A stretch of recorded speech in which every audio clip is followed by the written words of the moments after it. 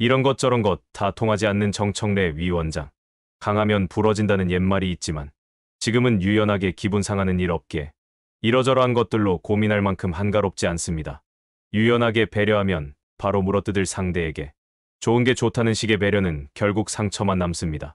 지금은 정청래 위원장이 넘지 못할 존재가 되었지만 처음 법사위부터 지금까지 법사위의 모습을 본 사람이라면 정청래 위원장이 이끄는 법사위원회가 지금의 안정적 모습을 그냥 얻은 것이 아니라는 걸 아실 것입니다. 정청래 위원장이 대단한 것은 법사위 분위기에 자신을 맞춘 것이 아니라 자신에게 법사위원회를 맞췄다는 것입니다. 누구도 챙겨주지 않는 밥그릇을 스스로 쟁취한 것은 물론 민주당 의원들과 박은정 의원까지 본인들이 준비만 철저히 했다면 마음 편하게 최대치의 활동을 할 수 있도록 여건을 마련해 주었습니다. 그 중에서도 가장 백미였던 것은 모든 상임위에서 가장 골치가 아픈 의사진행 발언에 대한 정청래 표 조치였습니다. 의사진행 발언은 위원장에게 요구나 건의나 부탁하는 것으로 정의하고 모든 의사진행 발언에 정청래 위원장은 답변으로 하고 싶은 말을 다 해버렸습니다. 국민이 이미 생각할 때 의사진행 발언은 주도권 다툼인데 관례를 내세워 어떤 말을 해도 반박을 당하고 훈육 수준의 발언까지 들어야 했습니다. 국민의힘이 반박하려 하면 회의 진행하자면서 발언권을 주지 않아 국민의힘의 어떤 작전도 계획도 무용지물이 되었습니다. 국민의힘이 가진 최대의 무기는 퇴장하거나 소란스럽게 만드는 것인데 스스로 퇴장하는 것에 조금도 아쉬움이 없어 보였고 질서권 발동 경고로 선을 넘으려는 국힘 의원들을 제지했습니다. 가끔은 그냥 시끄럽다면서 정회를 선포해서 벙찌게 만들었습니다. 비난이든 비판이든 조롱이든 비아냥이든 상대가 걸맞는 반응을 해줄 때 효과가 있습니다. 정청래 위원장은 처음부터 지금까지 한결같습니다. 국회법 몇 조 몇 항에 그렇게 되어 있다가 전부입니다. 업무 처리와 권한 행사에 가장 무서운 것이 관례가 아니라 원칙이라는 걸 일깨워 주었습니다. 정청래 위원장이 법무부 장관과 국방부 장관에게 질문을 했는데 정청래 위원장에게 꼬투리를 안 잡히려 애쓰는 모습의 실소가 나왔습니다. 아니, 그러니까 제가 질문 또 할 시간이니까 저도 질문 잠깐 하겠습니다. 법무부 장관님, 헌법 11조는 모든 국민은 법 앞에 평등하다라고 되어 있고요. 이 항은 사회적 특수계급을 인정하지 않고 있습니다. 그래서 검찰총장이 예외도 특혜도 성역도 없다 이렇게 했습니다. 검찰총장의 입장이 옳았습니까? 서울중앙지검의 입장이 옳았습니까? 제가 조금 전에 한번 말씀드렸습니다만 규정에 따라서 업무를 처리한 것으로 알고 있습니다. 그러면 규정에 따라서 업무를 처리했는데 검찰총장이 괜한 트집을 잡고 대국민 사과를 한 것입니까? 저는 그 처음에 말씀드렸습니다만 두 가지로 나누어 장관님, 예. 무슨 얘기인지 알겠는데요. 예. 도둑질도 손발이 맞아야 하는 겁니다. 검찰총장 따로 중앙지검장 따로 이렇게 해서 무슨 도둑놈을 잡겠습니까? 입장 통일부터 좀 해주세요. 법무부 검찰 이런 건 입장 통일하는 것이 좋습니다. 국방부 장관께 질문하겠습니다. 문재인 정부의 산불 정책 혹시 아십니까? 산불 정책 제가 네. 잘 모르십니까? 예. 자, 사드를 추가 배치하지 않는다. 미국의 MD 체제에 복속되지 않는다. 한일 군사 동맹은 안 된다. 이게 산불 정책입니다. 아, 예, 기억납니다. 네, 기억나시죠? 예. 우리 국방부 장관은 이 산불 정책에 대해서 찬성입니까, 반대입니까? 저는 그 첫 번째 사드 추가 배치 군사상 필요하다면 해야 된다고 보고요. 두 번째 미국 MD는이라는 용어는 용어 자체가 좀 잘못됐다고 보고 한미일 그 동맹에 대해서는 네. 반대합니다. 한일 군사 동맹은 반대합니까? 예, 한미일 안보 협력을 강화하는 네, 것은 알겠습니다. 찬성하고. 알겠습니다. 예. 그러면 국민의힘 대변인이 공식적으로 낸 논평 한미일 군사 동맹 논의했을 때 국방부에서 반대 입장 표명했습니까, 안 했습니까?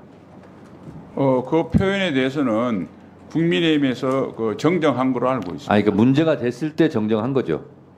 그 논평 낸 것을 국방부에서 인지를 못했습니까? 이제 그 과정은 제가 살펴보겠습니다. 네, 알겠습니다. 국방부 장관이 정부 여당에서 공식적으로 내었던 국방 관련 중요 논평을 인지를 못했다는 답변에 이해할 수 있는 국민이 있을까요?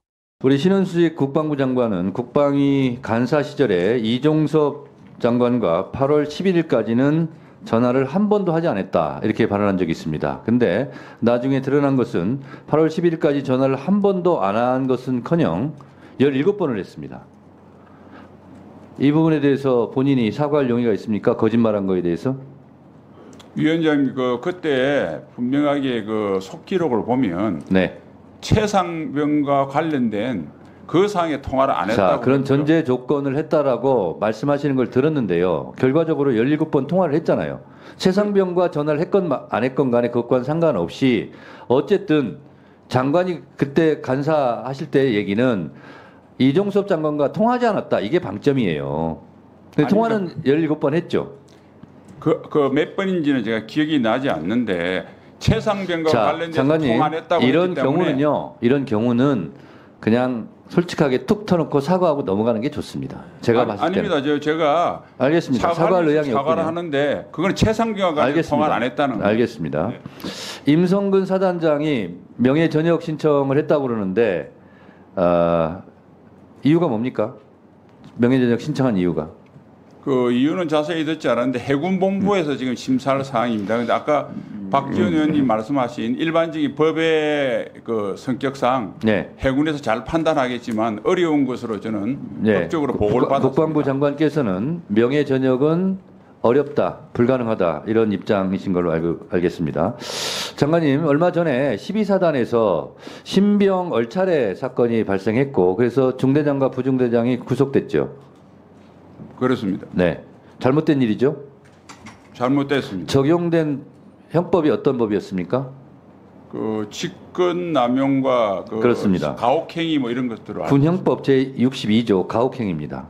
그래서 직권이라 하면 본인의 권한이 있다는 거죠. 그 직에 따른 권리가 권한이. 그래서 1항을 적용받아서 군형법 62조 가혹행위 직권을 남용하여 확대 또는 가혹한 행위를 한 사람은 5년 이하의 징역에 처한다. 그래서 이것은 대체적으로 법대로 처리된 걸로 제가 알고 있습니다. 근데 임성근 사단장의 경우는 본인이 지금 주장하기를 본인이 현장 지시를 하지 않았다라는 중요한 근거로 50사단의 작전 통제권이 있었고 본인은 작전 통제권이 없었다. 그래서 본인이 남용할 직권이 없었다. 이렇게 주장을 합니다. 그런데 현장 지도를 했지 지시를 하지 않았다. 현장 지도나 지시나 권한이 없기 때문에 그렇게 말씀을 하는 것 같은데 훌륭하게 공부활동이 이루어졌구나. 바둑반처럼 찔러 수색하라 하는 것은 작전권이 없음에도 불구하고 실제로 작전을 지시한 것으로 국민들이 다 인식하고 저도 그렇게 인식을 합니다. 그래서 경북경찰청은 직권이 없었으므로 직권남용이 아니다라는 논리예요. 그렇다면 군형법 62조 가혹행위 2항은 직권이 없는 경우는 월권, 다시 말해서 위력을 행사하여 학대 또는 가혹한 행위를 한 사람은 3년 이하의 징역 또는 700만 원 이하의 벌금에 처한다. 이 조항에 저는 직권남용죄를 적용해야 된다고 생각하고 현장 지시를 했고 바둑반처럼 찔러서 수색하라고 했고 그리고 장갑차도 하루 전날 들어간 겁니다. 사단장 지시 없이 장갑차가 움직일 수 있습니까? 없습니까? 수사와 재판을 통해서 진실이 드러나고 책임자가 처벌받는다고 생각합니다. 장갑차가 물에 들어갔는데 장갑차를 물에 들어가라 라고 지시할 수 있는 사람은 사단장 말고 또 있습니까? 없습니까? 그거는 수사와 재판을 통해서 사단장이 했는지 여단장이 했는지 대대장이 했는지는 밝혀지죠. 장갑차 운행 지시는 누가 합니까? 그 역시 수사와 재판이 네, 진행되고 알겠습니다. 있기 때문에 알겠습니다. 기다려 보시면 될 것 네. 같습니다. 그래서요.